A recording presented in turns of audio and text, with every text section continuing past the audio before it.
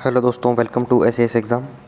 Friends, as you all know, अपने administrative tribunals act 1985 के बारे में चर्चा कर रहे थे। तो दोस्तों, उसके अंदर अपनों ने चैप्टर नंबर 1, चैप्टर नंबर 2 और चैप्टर नंबर 3, जो कि सेक्शन नंबर 18 तक है, इसको अपनों ने कंप्लीट कर लिया था, राइट। तो दोस्तों, इसी को आगे बढ़ाते हुए आज अपने चैप्टर नंबर 4 और इसका चैप्टर नंबर 5 जो है वो पूरा डिस्कस करने की कोशिश करेंगे।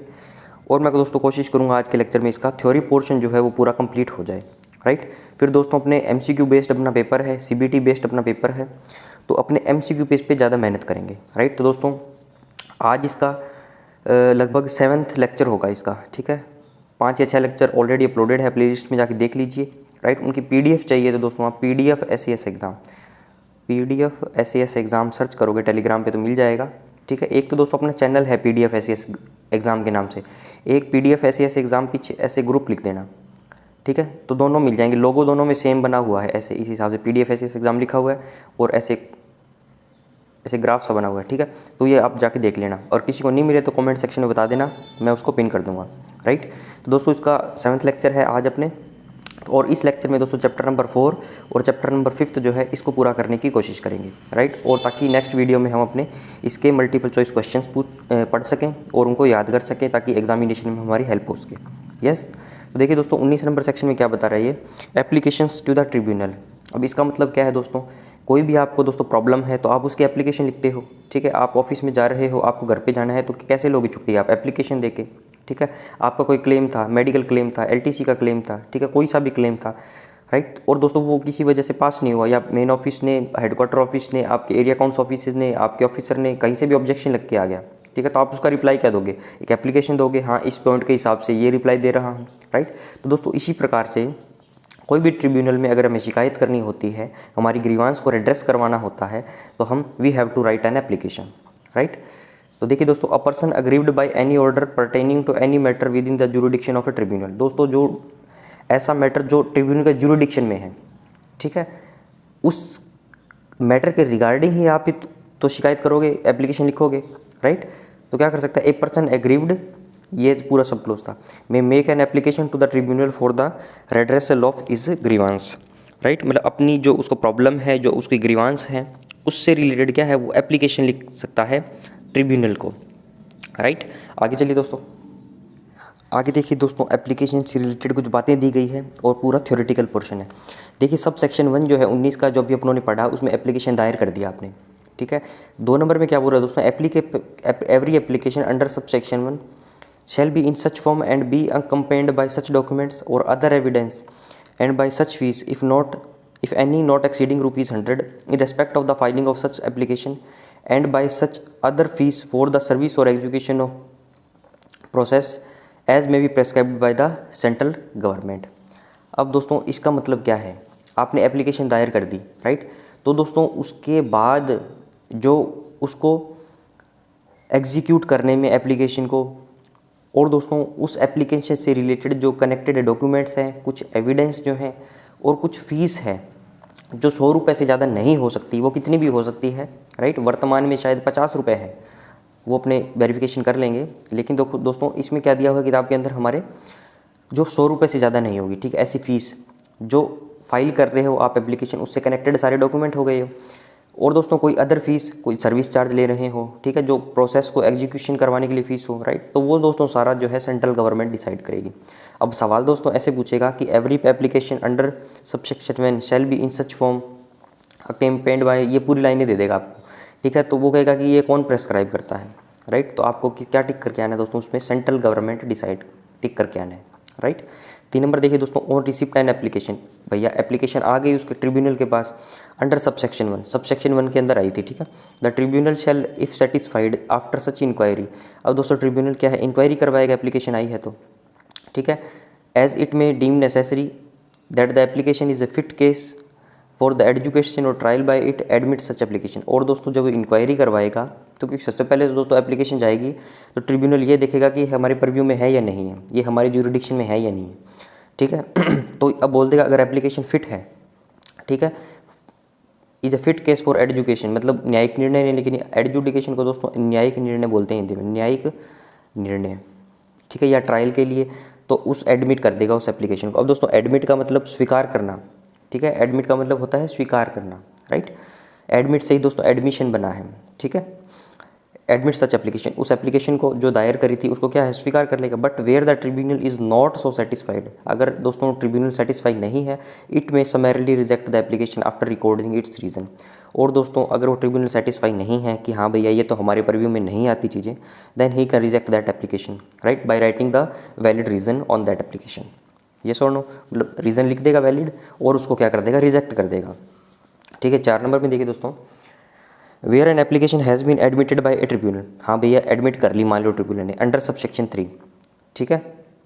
देखिए यहाँ पे एडमिट करी थी ना, इसके अंदर यहाँ पे रिजेक्ट किया था under subsection 3। Every proceeding under the relevant service rules as to the redressal of grievances such admission of application shall be abate as director by the tribunal. अब इसके अंदर दोस्तों क्या बोल रहा है कि एप्लीकेशन को क्या है, रिसीव कर लिया, ठीक है। और दोस्तों इस पैरा के अंदर बहुत अननेसेसरी बातें लिखी गई थी, लेकिन मैंने आपके लिए इंपॉर्टेंट बातें जो है जो हमारे काम की है वो मैंने निकाली है, ठीक है। तो कुल मिला के बात ये है दोस्तों, अगर कोई पर्सन ने ग्रीवांस आया उसका, ठीक है, उसने एप्लीकेशन दायर कर दी ट्रिब्यूनल के अंदर, ठीक है।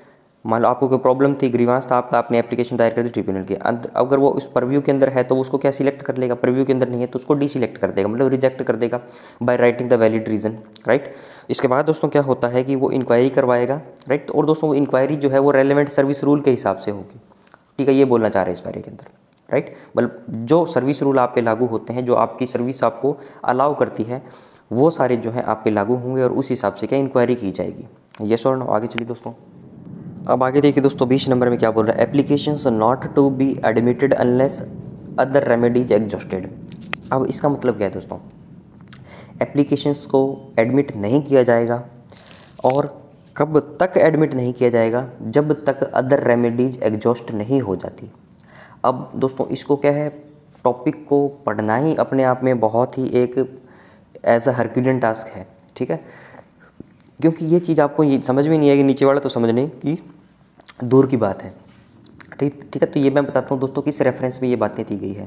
पहला तो होगा कि application not be admitted, application को क्या है, स्वीकार नहीं किया जाएगा, एडमिट नहीं किया जाएगा। कब तक नहीं किया जाएगा, जब तक अदर रेमेडीज एग्जॉस्ट ना हो जाए। अब दोस्तों रेमेडीज का मतलब होता है एक प्रकार से उपचार, आप लेमैन लैंग्वेज में बोलोगे। एग्जॉस्टेड का मतलब है कि आपने उसको पूरा यूज़ कर लिया, ठीक है। पानी का गिलास भरा हुआ था दोस्तों, आपने पूरा पी लिया, ठीक है, राइट। तो मतलब क्या हो गया, इस केस के अंदर क्या हुआ, अदर रेमेडीज एग्जॉस्टेड। अब दोस्तों आपको मान लो कोई आप एक पर्सन हो, ठीक है, आपके कोई ग्रीवांस है,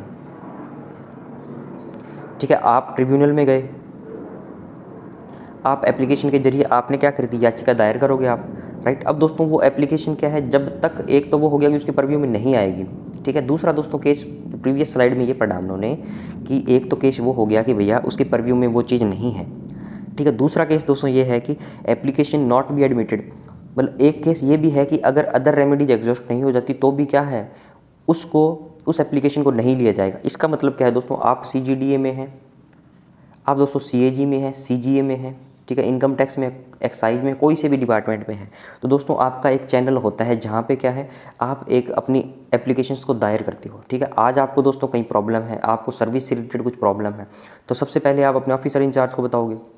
अगर उससे वो चीज़ें नहीं होती तो आप दोस्तों हायर अथॉरिटी के पास जाओगे, मेन ऑफिसेज में जाओगे, ठीक है, कमांड्स में जाओगे, कमांड में नहीं होता दोस्तों हेडक्वार्टर में जाओगे, राइट। तो उस दोस्तों वो प्रॉपर चैनल होता है, राइट। तो वो उसी रेमेडीज़ की बात कर रहे हैं कि आप भैया यहाँ पे क्या है, एक एप्लीकेशन दायर कर रहे हो हमारे ट्रिब्यूनल्स के अंदर, तो क्या आपने अपने डिपार्टमेंट से रिलेटेड सारी काम कार्यवाही पूरी कर ली, क्या ऐसा हुआ है अभी तक? अगर आपने वो सारी कार्यवाही पूरी कर ली, राइट, तब भी आप क्या है एप्लीकेशन दायर करो। और दोस्तों वो बोलते हैं, ऐसा रिकमेंडेशन दिया जाता है कि आप सबसे पहले अपने डिपार्टमेंट को लेटर लिखो, उनसे जवाब मांगो, ठीक है, और हो सके तो वहीं ये मामला सॉल्व करवाओ। अगर वहाँ पे उनसे सॉल्व नहीं है तो उनके बस की बात नहीं है, तब आप ट्रिब्यूनल में जाओ, ठीक है। तो अदर रेमेडीज एक्सक्लूडेड का मतलब समझ में आया आपको? अदर रेमेडीज एग्जॉस्टेड का मतलब समझ में आया दोस्तों? इसका मतलब ये है कि आप जो डिपार्टमेंटल कार्यवाही जो है, जो डिपार्टमेंट आपको कुछ रेमेडीज़ दे सकता है, आपकी ग्रीवांस को रेड्रेस कर सकता है, वो सारी जब एग्जॉस्ट हो जाएगी कि हाँ उनके बस की बात नहीं है, तब आप ट्रिब्यूनल्स के अंदर एप्लीकेशन दायर कर सकते हो, राइट। पहला देखिए दोस्तों, a tribunal shall not ordinarily admit an application. Ordinarily होता है दोस्तों साधारण रूप से, साधारणतया रूप से, ठीक है, साधारणतया ऐसे बोल दो इसको। A tribunal shall not ordinarily admit an application. कोई भी ट्रिब्यूनल दोस्तों किसी भी एप्लीकेशन को एडमिट नहीं करती अनलेस, अब दोस्तों ये नेगेटिव अनलेस लगा के सारे सेंटेंसेस दिए गए हैं, कब तक नहीं करेगी, जब तक वो सेटिस्फाई नहीं हो जाती। It is satisfied that the applicant had availed all the remedies available to him, जब तक नहीं करेगी, जब तक वो संतुष्ट ना हो जाएं, जब तक वो सेटिस्फाई ना हो जाएं कि जो एप्लीकेंट है जिसने एप्लीकेशन दायर करी है, he has availed all the remedies available, ठीक है, जो उसको डिपार्टमेंट सुविधाएं दे सकता था, वो जो कागज़ कार्रवाई जो कॉरस्पॉन्डेंस अपने डिपार्टमेंट से कर सकता था, वो सारी उसने अवेल कर ली है या नहीं कर ली, ठीक है। Under the relevant service rules as to redressal of the grievances, मतलब ये बोल दिया, एक कनेक्टेड और बोल दी लाइन इसके अंदर कि जो उसको सर्विस रूल जो है अलाउ करते हैं, राइट। अब देखिए दोस्तों 2 नंबर में क्या बोला गया, for the purpose of subsection 1 a person shall be deemed to have availed of all. अब दोस्तों 1 नंबर के लिए क्या है, ये पैरा दे दिया सपोर्टिंग के अंदर। अब इसमें क्या बोला दोस्तों, for the purpose of subsection 1, हाँ 1 नंबर सबसेक्शन के लिए, हाँ भैया क्या करना है हमें, a person shall be deemed to have availed of all the remedies available to him, कि एक पर्सन से क्या है, ऐसी उम्मीद की जाती है, deemed to have availed of all the remedies available to him, कि उसने सारी जो रेमेडीज़ है वो अवेलेबल करवा ली, मतलब सारे जो अधिकार हैं उसको रेलेवेंट सर्विस रूल्स के अंदर जो मिलते हैं वो उसने उपयोग कर लिए, ठीक है। Under the relevant service rules as to the redressal of the grievance, ठीक है, मतलब जो उसको सर्विस रूल जो है, रेलेवेंट सर्विस रूल जो है उसको अलाउ करते हैं उसकी ग्रीवांस को एड्रेस करने के लिए, वो सारे उसने अलाउ कर लिए, ठीक है। अब दोस्तों ए नंबर में देखिए, if a final order has been made by government, ठीक है, अगर दोस्तों आपकी कोई ग्रीवांस थी, ठीक है, आपको किसी पॉइंट पे क्लैरिटी चाहिए थी, राइट, तो उस केस में दोस्तों क्या होता है, एक फाइनल ऑर्डर आ गया मान लो गवर्नमेंट का, ठीक है, या कोई अदर अथॉरिटी का, या कोई ऑफिसर का, या दोस्तों other person competent to pass such order under such rule, ठीक है, या कोई दोस्तों ऐसे बंदे का ऑर्डर आ गया जो उस अथॉरिटी देने के कॉम्पिटेंट है, ठीक है। उसके बाद दोस्तों क्या कर सकते हो आप, ट्रिब्यूनल क्या रिजेक्टिंग कर देगा, rejecting any appeal preferred representation made by such person in connection with the grievance, right. अगर दोस्तों आपका कोई ग्रीवांस था, GRIEVANCE, आपका कोई ग्रीवांस था, ठीक है, आपको लग रहा था ये ग्रीवांस है, लेकिन दोस्तों उसके ऊपर क्या है, ऑलरेडी या फिर वर्तमान में क्या है, फाइनल ऑर्डर आ चुका है,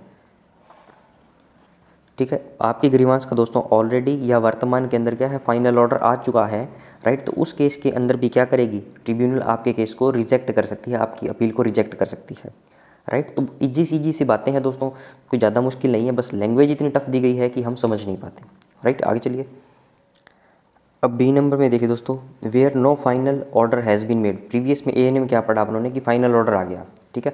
अब क्या बोल रहा है दोस्तों, where no final order has been made by the government और द अदर अथॉरिटी और द ऑफिसर और other person competent to pass such on order, ठीक है। मतलब पिछली ए में क्या बोला कि हाँ फाइनल ऑर्डर आ गया, राइट, तो क्या है उसको रिजेक्ट कर दिया जाएगा, एप्लीकेशन को जो अपील हुई है, राइट। इसमें क्या बोल रहा है दोस्तों, जब फाइनल ऑर्डर नहीं है, आपके पास कोई भी उस ग्रीवांस से रिलेटेड क्या है, कोई भी अथॉरिटी नहीं है, right, with regard to the appeal preferred or representation made by such person, ठीक है।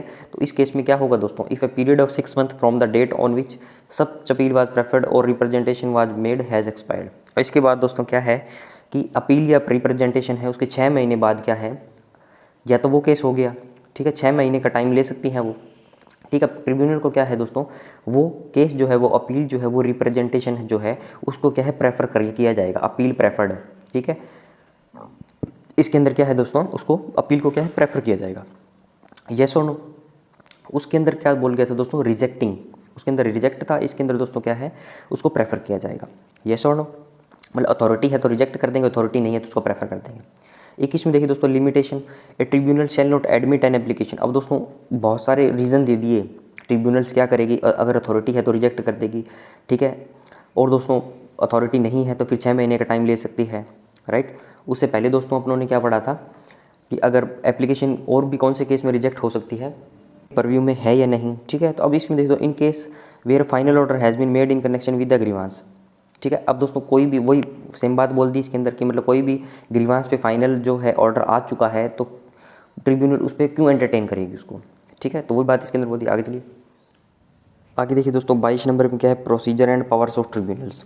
ए tribunal shall not be bound by the procedure laid down in the code of civil procedure 1908, ठीक है। मतलब जो कोड दिया है सिविल प्रोसीजर का 1908 में, ओनली उसी से क्या है बाउंड नहीं है ट्रिब्यूनल की, आपको उसी हिसाब से काम करना है, बट मतलब कॉन्ट्राडिक्शन है, shall be guided by the principle of natural justice. क्या है मतलब ये दोस्तों कौन सा जस्टिस है कि हाँ भैया किसी को, मतलब ऐसा नहीं है कि इसके अंदर जो कोड ऑफ सिविल प्रोसीजर में लिख दिया वही बात इसको क्या है हार्ड एंड फास्ट हो गई। ये किसी को अगर नेचुरल जस्टिस मिल रहा है, ठीक है, उसकी नीड है, तो क्या है, ये अपना फैसला सुना सकते हैं tribunal. And subject to the other provisions of this act, और दोस्तों और सारे प्रोविजंस जो इस एक्ट के ट्रिब्यूनल को अलाउ करते हैं उनके हिसाब से काम करेगी। End of any rules made by the central government, या कोई दोस्तों क्या करती है, सेंट्रल गवर्नमेंट कोई और नियम बना देती है, right. The tribunal shall have power to regulate its own procedure including the fixes of places and time of its inquiry and deciding whether to sit in public और इन प्राइवेट। और दोस्तों कुछ और शक्तियाँ जो है, कुछ और पावर जो है वो भी ट्रिब्यूनल्स को दी गई हैं। तो कौन कौन सी है दोस्तों, रेगुलेट इट्स ओन प्रोसीजर, मतलब खुद का कुछ प्रोसीजर करे, कौन कौन सा, फिक्सिंग द प्लेसेस, भी कौन से स्थान पे हमें कार्रवाई करनी है, times of its inquiry, inquiry की कौन से टाइम पे करनी है, and deciding whether to sit in public और इन प्राइवेट, ठीक है, मतलब पब्लिक में बैठें या प्राइवेट प्लेस के अंदर बैठें, वो भी क्या है, ट्रिब्यूनल का काम है। 2 नंबर पे देखिए दोस्तों, tribunal shall decide every application made to it as expeditiously as possible. दोस्तों ट्रिब्यूनल के अंदर क्या है, कोई भी एप्लीकेशन दायर जब की जाती है तो एक्सपीडिशियल मतलब जल्दी से, उसको जल्द से जल्द क्या है, उनको निपटारा करना होता है, ठीक है। वो कोशिश करती हैं कि जितना संभव हो सके सारी एप्लीकेशंस को क्या करें दोस्तों, उनको जल्द से जल्द उनका निपटान करें, right. And ordinarily every application shall be decided on a perusal of documents and written representation and after hearing such oral arguments as may be advanced। और दोस्तों जो एप्लीकेशंस आएगी, ठीक है, वो उनको कैसे एक्सपीडिशली उनको क्या है, उन पे काम करना है, राइट, उनके ग्रीवांस को रेड्रेस करना है, ये सारा दोस्तों उनके डॉक्यूमेंट्स जो है कनेक्टेड, राइट, या रिटन जो रिप्रेजेंटेशंस हैं उन पे डिपेंड करेगा, राइट। और दोस्तों कुछ ओरल आर्ग्यूमेंट्स जो हैं वो भी किए जा सकते हैं, ताकि क्या है, इनको एप्लीकेशंस का काम जो है, यहाँ उनको लगे कि दैट इज़ मोर सीरियस, मतलब कोई केस ज़्यादा सीरियस है तो उसको पहले सुनवाई कर सकें, ठीक है। तो ये भी क्या है, ट्रिब्यूनल्स को पावर दी गई है, राइट। आगे चलिए दोस्तों, अब देखिए दोस्तों 3 नंबर में और कुछ पावर दी गई है, और कुछ इसके बारे में बताया गया। ट्रिब्यूनल शैल है for the purpose of discharging it's functions under this act. कोई भी ट्रिब्यूनल दोस्तों क्या रखती है कि हाँ उसको इस एक्ट के अंदर जो पर्पज़ हैं उनको उसको डिस्चार्ज करने हैं। तो दोस्तों the same powers as are vested in a civil court. दोस्तों जो सिविल कोर्ट के अंदर पावर है वही क्या है, ये सेम रखती है, ठीक है। Under the code of civil procedure 1908 while trying a suit. Suit मतलब क्या होता है दोस्तों, सूट पहनने वाला सूट नहीं है दोस्तों, इसमें सूट मतलब ये है कि जो उसकी कार्यवाही चल रही है, राइट, जो न्यायिक निर्णय जिस पे आना है, जो ग्रीवांस हैं उसके ऊपर जो हियरिंग चल रही है, उसको दोस्तों एक सूट बोलते हैं, ठीक है। In respect to the following matters namely. अब दोस्तों कौन सी पावर जो है वो सिविल कोर्ट के बराबर है, जो कोड ऑफ सिविल प्रोसीजर 1908 के अंदर लिखी गई है, तो ये सारी जो है पावर दोस्तों है इसको, ठीक है। Summoning and enforcing the attendance of any person and examining him an oath. अब दोस्तों समन करना, किसी को बुलाना, ठीक है, एनफोर्स करना कि भैया अटेंड, मान लो आपने दोस्तों किसी की ग्रीवांस है, ठीक है, किसी व्यक्ति के खिलाफ है, डिपार्टमेंट के खिलाफ है, सरकार के खिलाफ है, जो भी हो सकता है, ठीक है, सर्विस रूल के हिसाब से कोई भी शिकायत है दोस्तों, तो जिनकी उपस्थिति क्या है, नेसेसरी है, जिनकी अनुपस्थिति अनिवार्य है, उनको समन भेज सकती है। और दोस्तों क्या कर सकती है कि हाँ भैया तुम आओ, एनफोर्स कर सकती है कि अटेंडेंस किसी भी पर्सन की कि हाँ आप आओ, राइट। तो ये सारी चीज़ें करेगी। Requiring the discovery and production of documents. और दोस्तों कोई भी डॉक्यूमेंट्स की रिक्वायरमेंट है, राइट, तो वो क्या कर सकती है, उसके लिए वो क्या है, सिविल कोर्ट जैसी पावर है उनको। Receiving evidence and on affidavits, right, दोस्तों एविडेंस को क्या है, स्वीकार करेगी, ठीक है, वो मंगवा सकती है दोस्तों।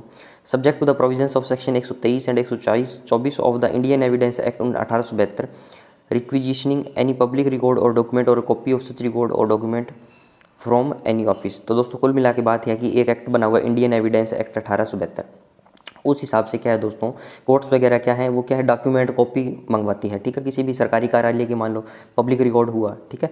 तो उस केस में दोस्तों ये अथॉरिटी जो है इन ट्रिब्यूनल्स को भी दी गई है कि आप भी भैया एविडेंस के तौर पे क्या है, डॉक्यूमेंट्स, फोटोकॉपीज़ ये किसी भी डिपार्टमेंट से मंगवा सकते हो, राइट। आगे चलिए दोस्तों, आगे देखिए दोस्तों ई नंबर में क्या दिया गया है, issuing commissions for the examination of witness और डॉक्यूमेंट्स, ठीक है। डी तक पढ़े, वो कुछ पावर थी उसके पास सिविल कोर्ट जैसी। अब ये issuing commissions for the examination of witness और डॉक्यूमेंट्स। और दोस्तों कमीशन का मतलब होता है आदेश देना, ठीक है। तो मतलब किसी भी प्रकार के विटनेस को बुला सकते हैं, डॉक्यूमेंट की जांच, कुल मिला के वो ईजी बातें दी गई है। रिव्यूइंग इट्स डिसीजन, कोई डिसीजन है इसको रिव्यू करना, ठीक है, रिव्यू कर सकते हैं। डिसमिसिंग या रिप्रेजेंटेशन फॉर डिफॉल्ट, ठीक है, कोई रिप्रेजेंटेशन है उसको डिसमिस कर सकते हैं। एनी अदर मैटर विच में भी prescribed bye the central government. और दोस्तों इनके अलावा कोई सा भी मैटर जो सेंट्रल गवर्नमेंट डिसाइड करती है, ठीक है। 23 नंबर में चलिए दोस्तों, right of applicant to take assistance of legal practitioner and of government etcetera to appoint officers. Assistance का मतलब होता है दोस्तों सहायता लेना, ठीक है, किसी को असिस्ट करना, राइट, मतलब उसको सहायता प्रदान करना। Right of applicant to take assistant मतलब एप्लीकेंट जो है, जो एप्लीकेशन दायर कर रहा है उसको क्या बोलता हूँ, एप्लीकेंट बोलता हूँ। ठीक है, उसका क्या अधिकार है कि वो सहायता ले सकता है किसकी, लीगल प्रैक्टिशनर की, मतलब कोई वकील टाइप लोगों की, एंड ऑफ गवर्नमेंट या सरकार की, etcetera, to appoint officers, right. A person making an application to a tribunal, जो बंदा जो है ट्रिब्यूनल के अंदर एप्लीकेशन दायर कर रहा है अंडर दिस एक्ट, जो इस एक्ट के अंदर में ईदर अपीयर इन पर्सन और take the assistance of a legal practitioner of his choice to present his case before the tribunal, या तो दोस्तों वो खुद खड़ा हो जाए जाके ट्रिब्यूनल के अंदर, हाँ कि सर मैं तो खुद ही मेरा केस लड़ूंगा, या क्या कर सकता है दोस्तों, किसी वकील की सहायता ले सकता है, वो किसी लीगल प्रैक्टिशनर की सहायता ले सकता है, राइट। यस और नो। आगे चलिए दोस्तों, आगे देखिए दोस्तों 25 नंबर में क्या बोला गया, सेक्शन नंबर 25 में, power of chairman to transfer cases from one bench to another. अब दोस्तों चेयरमैन की कुछ पावर बता दी इसके अंदर कि हाँ वो एक बेंच से क्या है दूसरे बेंच के अंदर केस को ट्रांसफ़र कर सकते हैं। ठीक है, on the application of any of the parties and after notice to the parties, मतलब जो भी पार्टीज इन्वॉल्व हैं इसके अंदर, एप्लीकेशन दी है एक तो दोस्तों वो हो गया जिसके अगेंस्ट में दी है, एक वो पार्टी हो गई, right. The chairman may transfer any case pending before one bench for disposal to another bench, to other bench. ठीक है, दोस्तों चेयरमैन को लगता है कि यार ये बेंच जो है इसमें केस का सॉल्व नहीं हो रहा है, या जो भी रिक्वायरमेंट है उस हियरिंग की, उस केस की, the chairman can transfer that particular case to another bench. ठीक है, वो एक पावर दी गई है चेयरमैन की, राइट। एमसीक्यू पूछेगा तो ऐसे पूछेगा दोस्तों, चेयरमैन की पावर जो है क्या एक बेंच से दूसरे बेंच में केस ट्रांसफ़र कर सकता है, तो आपको दोस्तों यस करके आना है, राइट। 26 नंबर में देखिए दोस्तों, decision to be by majority. अब दोस्तों कई बार ऐसा होता है कि कोई पॉइंट ऑफ टाइम पे मान लो कोई भी बेंच है तो क्या है वो एक निर्णय पे नहीं आ पाते, ठीक है, उनका ओपिनियन जो है दोस्तों डिफरेंट होता है, राइट। तो उस केस के अंदर क्या है, जो दोस्तों मेजॉरिटी होगी बेंच के अंदर वो डिसाइड करेगी, उसकी बात मानी जाएगी। ठीक है दोस्तों, मेंबर्स ऑफ द बेंच है वो डिफर हैं अपने ओपिनियंस के अंदर, ठीक है, उनके पॉइंट ऑफ व्यू है दोस्तों जो केस को देखने का वो अलग अलग है, राइट। तो उस केस में दोस्तों जो मेजॉरिटी होगी बेंच के अंदर वो डिसाइड कर देगी। ठीक है, अगर दोस्तों एक केस ऐसा हो सकता है कि मेंबर जो है वो इक्वली डिवाइड हो जाए किसी भी बेंच के अंदर, राइट। तो उस केस में दोस्तों या तो चेयरमैन डिसाइड करेगा या दोस्तों केस को रेफर किया जाएगा अदर मेंबर्स को, ठीक है, अदर बेंच के मेंबर्स को, राइट। और दोस्तों जो लास्ट के अंदर जो मेजॉरिटी होगी इस केस के अंदर भी उसको क्या है वापस फाइनल जो डिसीजन जो है उसको मान लिया जाएगा, राइट। तो कुल मिला के बात ये है दोस्तों, आपको ये चीज़ याद रखनी है कि जो बेंच के अंदर जो ट्रिब्यूनल्स के अंदर जो केस को लड़ा जाता है और लास्ट के अंदर जो मेजॉरिटी का जो डिसीजन होगा उसको क्या है मान लिया जाता है।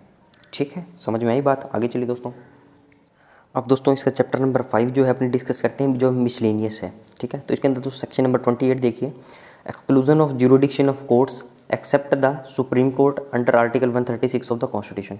अब इसका मतलब क्या है दोस्तों, जो कोर्ट होती हैं डिस्ट्रिक्ट कोर्ट है, हाई कोर्ट्स हैं और सुप्रीम कोर्ट है, ऐसा दोस्तों हमारे जुडिशरी का ढांचा है।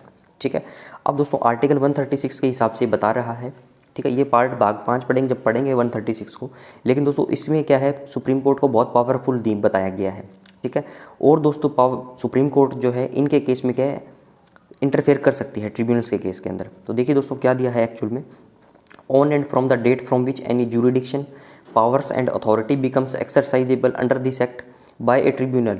ठीक है, जिस डेट से दोस्तों ट्रिब्यूनल्स बनी, सारा एक्ट बना और सारी पावर्स अथॉरिटी ज्यूरिडिक्शन ट्रिब्यूनल्स को दिए गई, ठीक है, किसके केस में दोस्तों, इन रिलेशन टू, ठीक है, इन रिलेशन टू रिक्रूटमेंट, या तो रिक्रूटमेंट हो गया, and matters concerning recruitment to any service, या कोई मैटर हो गई, या कोई दोस्तों पोस्ट हो गई, या कोई पर्सन अपॉइंट किया है कोई सर्विस या कोई पोस्ट पे, राइट।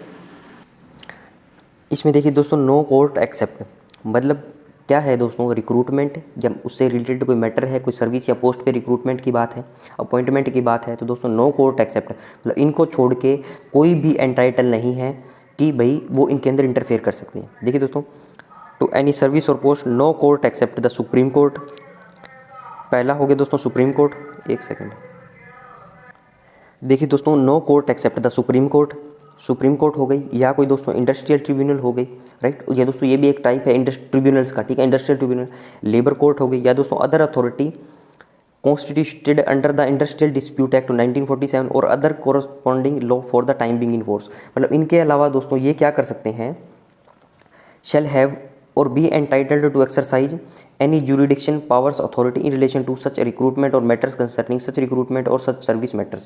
मतलब ये लोग क्या कर सकते हैं दोस्तों, इनको पावर है, ये एंटाइटल्ड है कि एक्सरसाइज कर सकते हैं ये सारी चीज़ें। ठीक है, इस केस में इनके अलावा दोस्तों कोई सा भी कोर्ट, कोई सी भी और संस्था जो है उसको इंटरफेयर नहीं कर सकती, राइट। आगे चलिए दोस्तों, आगे देखिए दोस्तों 30 number, proceedings before a tribunal to be judicial proceeding, मतलब जो भी ट्रिब्यूनल की आगे जो प्रोसीडिंग होगी जो उनके, तो उसको क्या माना जाएगा, जुडिशियल प्रोसीडिंग माना जाएगा। All proceedings before a tribunal shall be deemed to be judicial proceedings within the meaning of section, ये सेक्शन देखिए दोस्तों आईपीसी के, इंडियन पिनल कोड के, राइट। 31वां देखिए दोस्तों, members and staff of tribunal to be public servants, right. दोस्तों chairman जो है, अदर मेंबर जो है, और दोस्तों ऑफिसर और अदर एम्प्लॉयज है provided under section 13 to a tribunal, दोस्तों सेक्शन 13 में पढ़ा था स्टाफ ऑफ द ट्रिब्यूनल, उनकी बात कर रहा है। Shall be deemed to be public servants within the meaning of the section 21 of the IPC, ठीक है, उनको पब्लिक सर्वेंट बोला जाएगा, right.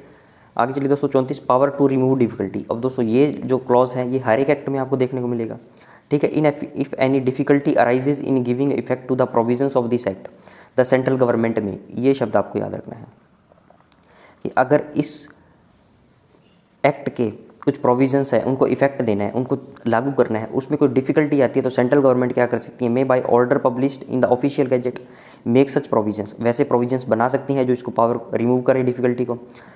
Not inconsistent with the provisions of this act as appear to it be necessary or expedient for removing the difficulty, ठीक है। मतलब official gazette निकाल के सेंट्रल गवर्नमेंट ऐसे नियम बना सकती है कि उससे ये एक्ट जो है स्मूथ चले, राइट। तो ये बात इसके अंदर बोल रहा है। आगे चलिए दोस्तों, आगे देखिए दोस्तों, every order made under this section shall as soon as may be after it is made be laid before each house of parliament. और दोस्तों जो नियम जो लागू होगा, जो ऑर्डर इस सेक्शन के अंदर बनेंगे, और दोस्तों कब बनेंगे, वो each house of the parliament के आगे होंगे, ठीक है। तो वो पूरा प्रोसेस, एक नियम कानून बनने का जो है वो पूरे प्रोसेस उसको गुजरना पड़ेगा, ठीक है। 35 नंबर में देखिए दोस्तों, power of the central government to make rules. अब सेंट्रल गवर्नमेंट को भी कुछ पावर्स दे दी, ठीक है। तो कौन कौन से मैटर्स देखिए, cases which shall be decided by A bench composed of more than 2 members, ये मैटर हुआ। Procedure for the investigation of miss behaviour और इनकैपेसिटी ऑफ चेयरमैन और अदर मेंबर, मतलब इस मामले में क्या सेंट्रल गवर्नमेंट नियम बना सकती है कि भैया प्रोसीजर है इन्वेस्टिगेट करने का मिस बिहेवियर और इनकैपेसिटी जो है चेयरमैन की, अदर मेंबर की। The salaries and allowances payable to and the other terms and condition of chairman and OM, इनके salary and allowances, chairman OM के, application form, documents, other evidence और fees से related जो मामले हैं, right. और दोस्तों एनी अदर मैटर जो जरूरी हो, राइट। आगे चलिए दोस्तों, आगे देखिए दोस्तों, power of the appropriate government to make rules.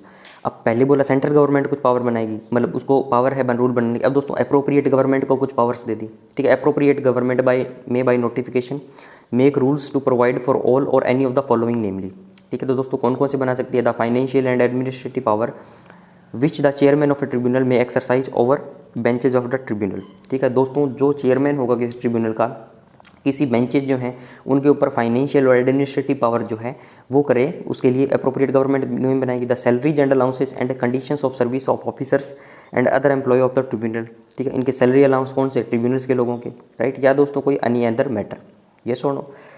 37 में देखिए दोस्तों, laying of rules. Every rule made under this act by the central government shall be laid as soon as be may be after it is made before each house of parliament, both houses agree in making any modification or not agree, जो भी हो modification form लागू होगा। तो दोस्तों simple सी बात है, कोई भी नियम, कानून, अधिनियम आपको बनाना है तो आपको क्या है, पार्लियामेंट में जाना पड़ेगा, ठीक है। पार्लियामेंट के दोस्तों दोनों सदनों में पास होगा, फिर राष्ट्रपति के सिग्नेचर होंगे, तो वो कोई भी क्या नियम कानून बन जाता है, राइट। तो यही बात बोल दी कि इसके अंदर कोई अगर मॉडिफिकेशन हुआ है या नहीं हुआ, अगर मॉडिफिकेशन हो जाता है तो मॉडिफाइड फॉर्म जो है लागू हो जाएगी, अगर मॉडिफिकेशन नहीं होता है तो बिना मॉडिफिकेशन वाला नियम लागू हो जाएगा, मतलब जो पहले एज इट इज़ था, राइट। आगे चलिए दोस्तों, पहले दोस्तों सेंटर की बात करी, अब स्टेट की बात कर ली। Every rule made by state government under this act shall be laid as soon as may it is after it is made before state legislature, मतलब स्टेट का कोई है तो वो क्या स्टेट लेजिस्लेचर में जाएगा, ठीक है। तो वो सिंपल बात इसके अंदर बोल दी। तो दोस्तों आज अपनों ने इसके 37 नंबर सेक्शन तक जो है चैप्टर 5 भी कंप्लीट कर लिया, राइट। और दोस्तों चौथा और पांचवा मैंने इसलिए एक वीडियो में आपको पढ़ाया है ताकि दोस्तों इसके अंदर बहुत अननेसेसरी बातें दी गई है, ठीक है। तो उसके ऊपर दोस्तों समय ना खराब करते हुए हम अपने MCQ पे ज़्यादा ध्यान देंगे इसके अंदर, राइट। तो दोस्तों इसके MCQ है वो बहुत अच्छे से पढ़ेंगे, इसकी थ्योरी भी रिवाइज हो जाएगी, राइट। तो इस वीडियो को दोस्तों ये रैप अप कर रहा हूँ मैं। वीडियो को लाइक करें, शेयर करें और दोस्तों कमेंट जरूर से करें। Thanks for watching, have a nice day.